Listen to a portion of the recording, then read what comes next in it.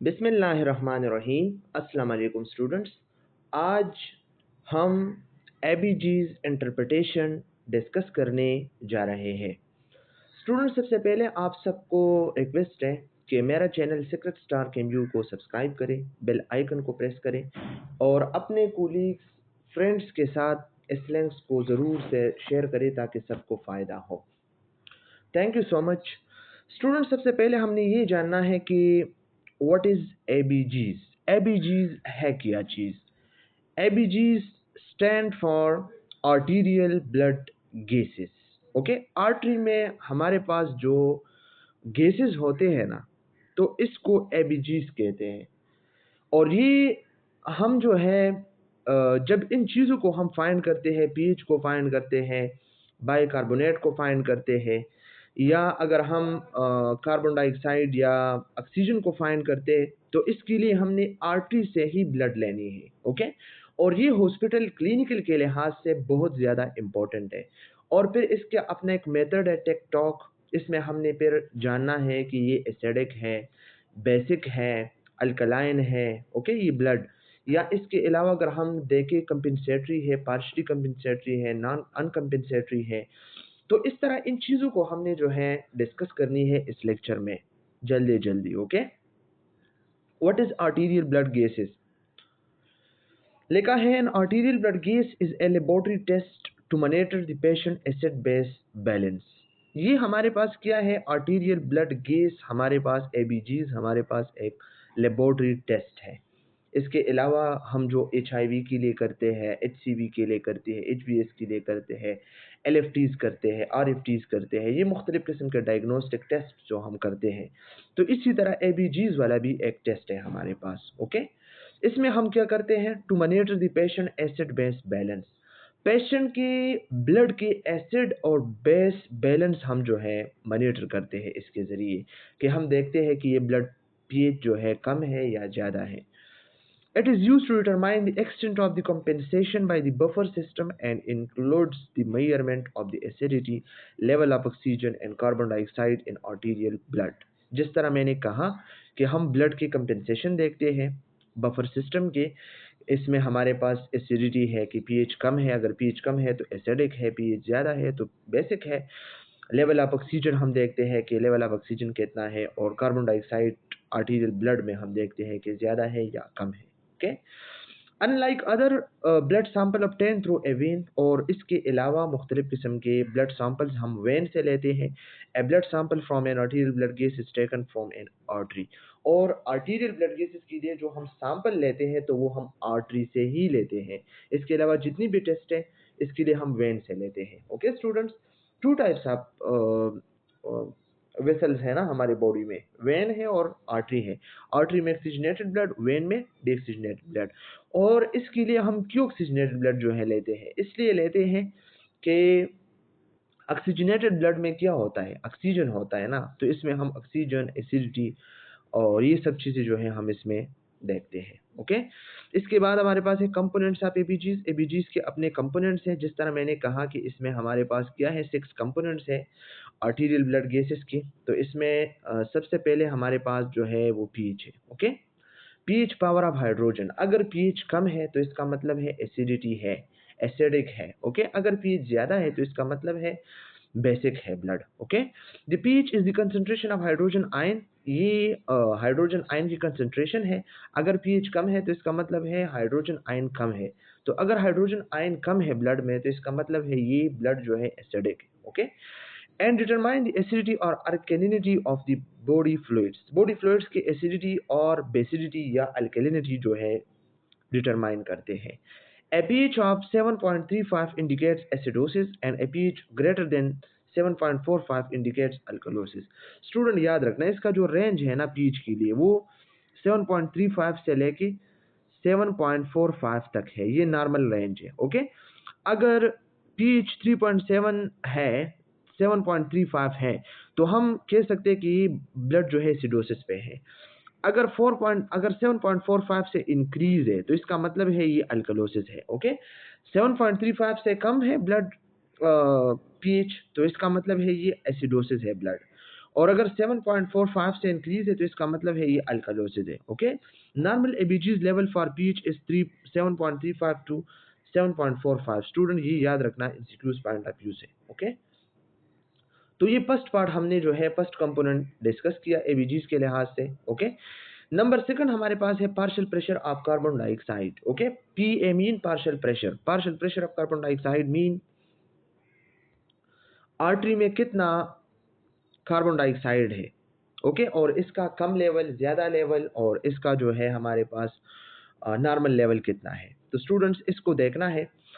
PaCO2 or partial pressure of carbon dioxide shows the adequacy of the gas exchange between the alveoli and the external environment, alveolar and ventilation. Okay, partial pressure आप carbon dioxide जो है ये show करता है कि alveoli और जो हमारा एल्वेओलर वेंटिलेशन है, ओके, इन दोनों के बीच में जो ऑक्सीजन और कार्बन डाइऑक्साइड की एक्सचेंज होता है, ओके, या खास तौर पे कार्बन डाइऑक्साइड की जो एक्सचेंज होता है, तो इसको हम कहते हैं partial pressure of carbon dioxide.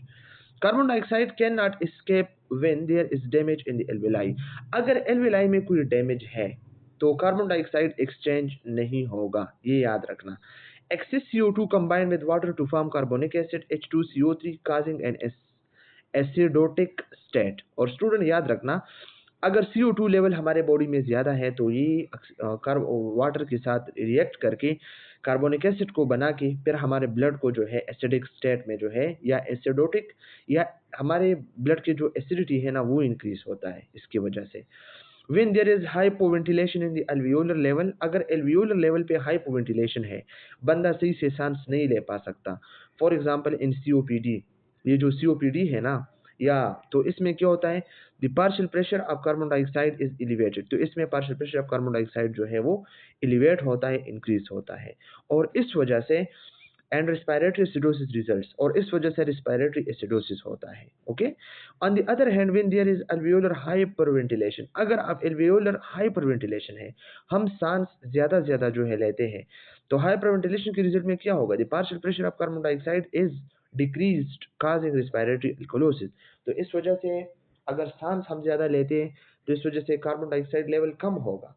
तो अगर कार्बन डाइऑक्साइड लेवल कम है तो हमारा बॉडी जो है रेस्पिरेटरी अल्कोलोसिस पे जाएगा। ओके, ये 4 कंडीशंस है, metabolic alkalosis, metabolic acidosis, respiratory alkalosis, respiratory acidosis. Okay, for partial pressure of carbon dioxide the normal range, याद रखना स्टूडेंट्स ये पेपर पॉइंट ऑफ व्यू से काफ़ी इंपॉर्टेंट है।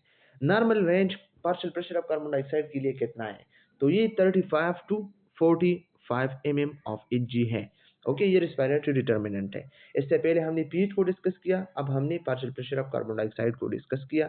ये इसका नॉर्मल रेंज है और इसकी बेस पे हम मुख्तलिफ किस्म की कैलकुलेशंस करेंगे। ओके, तो ये कितना है, 35 से अगर कम है तो इसका मतलब है ये बॉडी अल्कलोसिस में है, 45 से ज़्यादा है तो इसका मतलब है एसिडोसिस में है। ओके,